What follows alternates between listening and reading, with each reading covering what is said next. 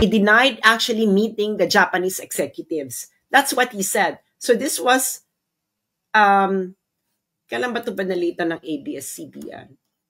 Binalita ito ng ABS-CBN ng Martin Romualdez, October 6, 2023. October 6, 2023. You can just look how mainstream media is conniving with corruption in the Philippines. That's why they cannot be trusted anymore. October 6, 2023. Yun ang binalita nila. But they didn't know, okay, what they didn't know at that time was may decision na ng September 7, 2023. Let me show you. So this is directly from the Court of Chancery of the State of Delaware. Okay? This is the court decision itself from the Court of Chancery in Delaware. Yeah. So that is the case number CA number 2023-0128 JTL. Okay. So September 7, 2023. So this is the Judge B.C. Laster. Okay. So October, ABS-CBN reported just the denial of Martin Romualdez, but they didn't report the decision itself. So, what is this case about? Ano ba? Tungkol saan ba itong kasong to? This is actually a deal, okay, between 26 Capital Acquisition, 26 Capital Holdings, which is a US company, kaya ito sa US dininig, and Tiger Resort Asia Leisure Entertainment. So these are this belongs to the parent company of Okada. So yung 26 Capital, meron dapat silang deal with Tiger Resort. Yun yung SPAC. So parang i-enlist ata sa stock exchange sa US yung Okada. Now, na-cancel because of the legal issue in the Philippines. Now, 26 Capital is pressuring Tiger Resort to push through the deal. Now, 26 Capital accused Okada of bribing Martin Romualdez because they saw with a series of emails, etc., the machinations of bribery. Now, isa yon sa e-establish na material fact kasi that is a breach of contract, no? Yung ginawa nung Okada. If it were true, okay. Now, makikita mo dito, so that's one of the material facts that needed to be established kung it was actually committed by the casino. Okay. Now, makikita mo yan dito. It was decided now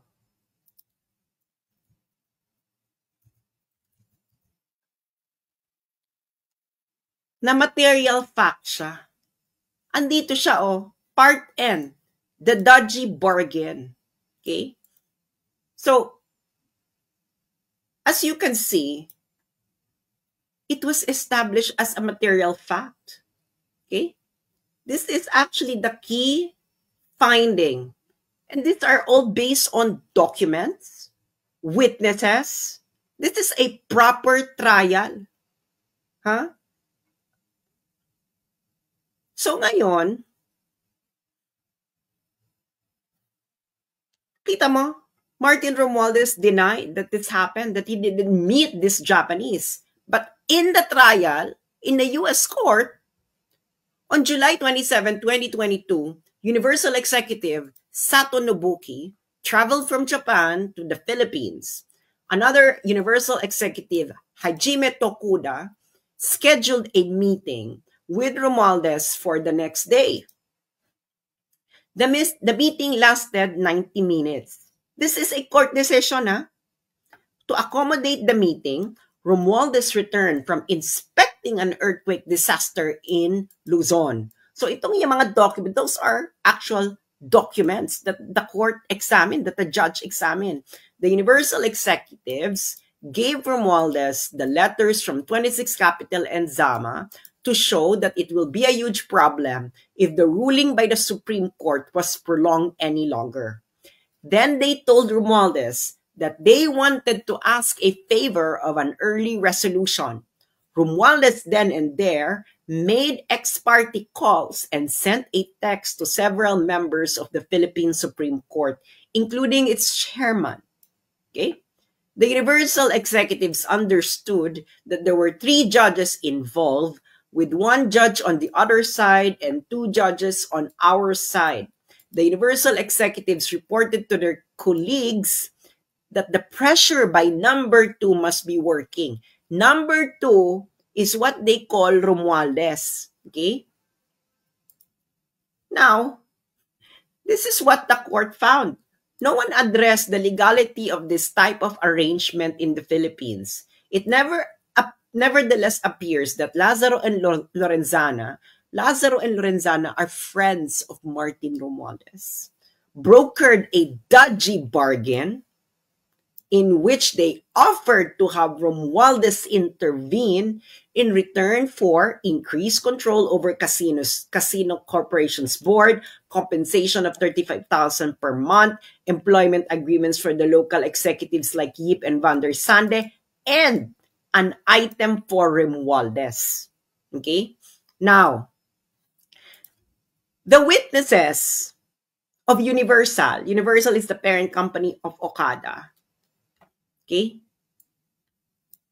tried to evade, tried to escape the issue of bribery.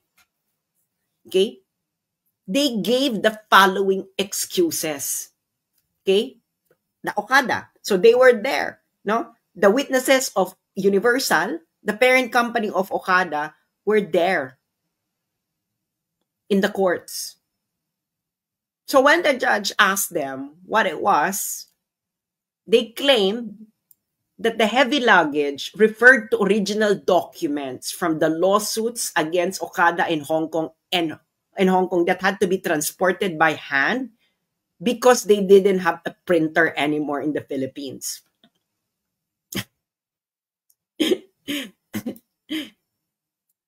So what did the judge say?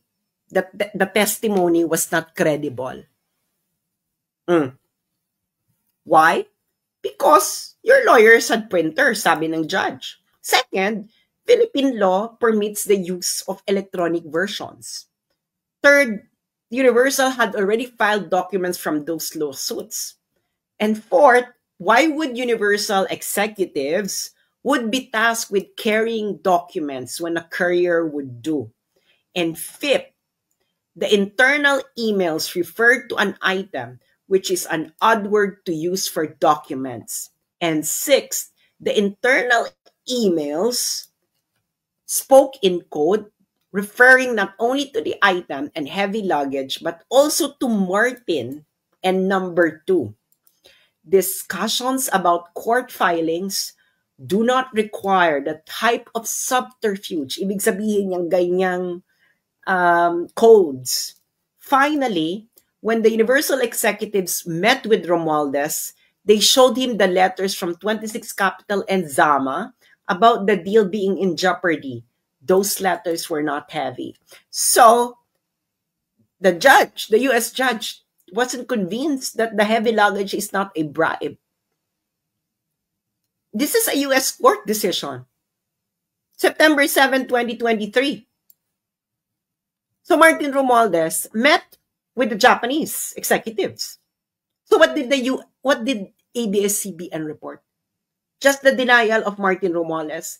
October 2023, ABS-CBN had that report. This court decision is September 7, 2023. How could you deny it? He denied that they met them. And the court, it's fully documented the meeting.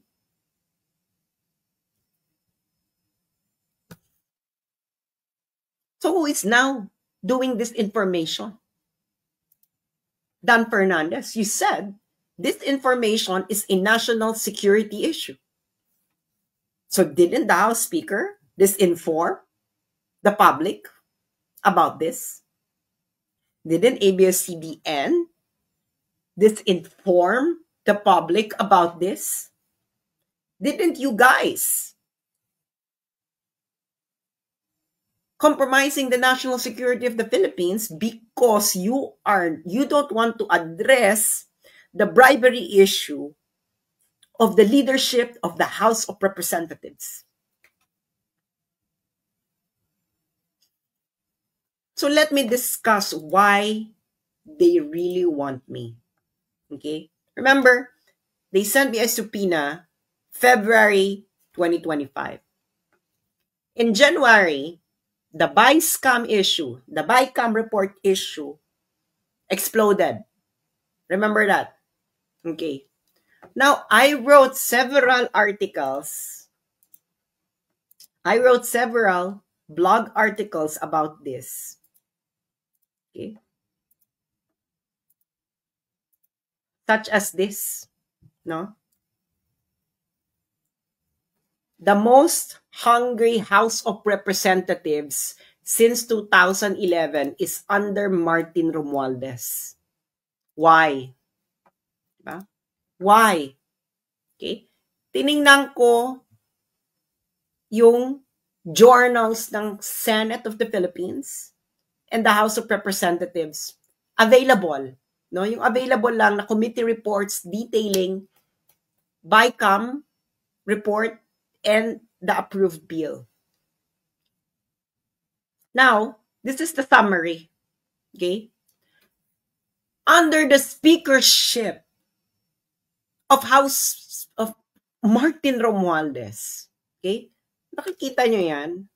I don't know if you're seeing the graphics. Okay? Budget year 2023, since nag-start si Martin Romualdez mag-speaker. Okay? So, House Chamber version, this means that the budget of the House of Representatives that they approved publicly. So how much? They approved publicly 15.97 billion. After the secret BICAM in 2023, their budget suddenly become 28.01 billion. That is an increase of 75.06%.